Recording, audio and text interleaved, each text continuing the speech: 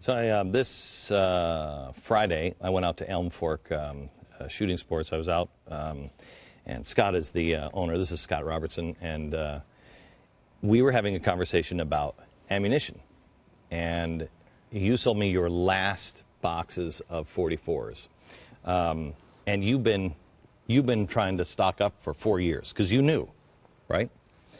Yeah, like I was telling you, first of all, Glenn, is there any cool way to sit in this chair? No, there's not. I'm just sitting in the same way. I'm just trying to figure out how, you know, no, it's a fancy chair and there's just no cool way up. I know. Yeah, Friday I mentioned to you about the ammo because you had asked about your new Henry, your 44, and in fact, I think my manager said we were out, and one of your guys asked my wife, and she goes, "Oh, you better ask Scott. He might have something hidden away." Right. And in fact, we did.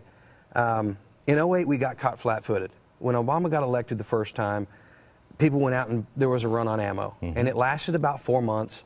Right about this time, it started to kind of taper off. And it's not now. And this time is much different. This time is really scary because there's several things happen. The speculators are entering the market. Explain this, because most people have not thought of this. I hadn't even thought of this. Well, what you're seeing is we have calls every day. Do you have ammo? And we'll say, yes, we have ammo, but you have to actually shoot in order to buy it. And all of the gun ranges in Texas that I know of are all rationing ammo, where they're saying you can buy a couple of boxes with a range fee. Because what was happening is people would come in, they would buy every bit of ammo that we had. And they'd leave.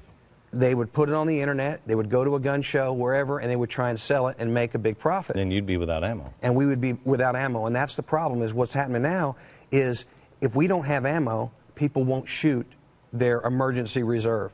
They say, oh, well, we'll come back later. And so, our business will be cut in half. This is amazing, because they are choking everything to death. Because I know I have a pretty large reserve, but I'm afraid.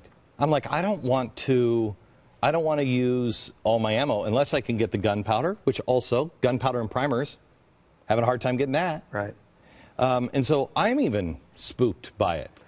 Well, I'll tell you the thing that really worries me is, we all run in different circles, and you obviously in the TV and the radio, and I'm in the gun business. And so a lot of my friends own gun ranges or gun stores. And I was with a friend in South Texas a couple of days ago, and he had 50 ARs and some ammo. And I said, why aren't you selling them? I mean, you're never going to get the price that you will right now. The market is crazy. He's like, they're my collection. I may have to give them to my kids someday. It's not about the money. So when people like that aren't letting go of it, there's something else going on here. And it's I don't think people think that they're going to be able to.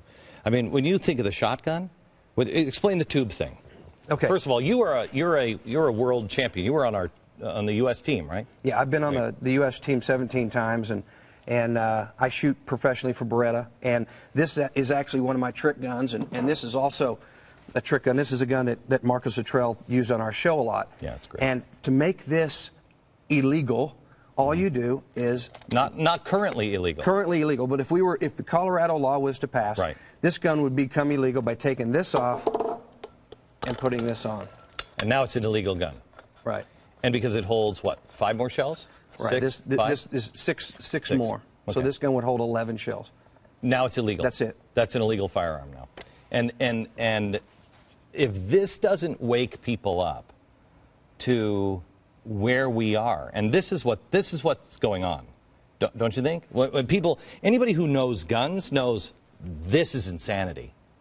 This is insanity. And yeah. They don't have any trust that this insanity is going to stop. Well, and that's the thing. A lot of people, and all my friends are like, oh, this is just crazy stuff. This is, this is Glenn Beck stuff or Rush Limbaugh stuff or whatever. And that's not the case. I mean, Are they still saying that?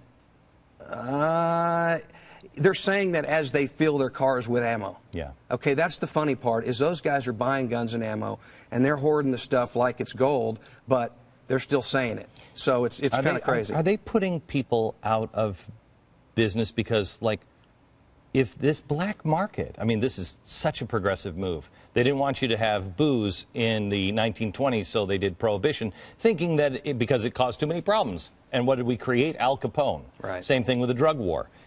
They're creating a black market here for guns and ammunition.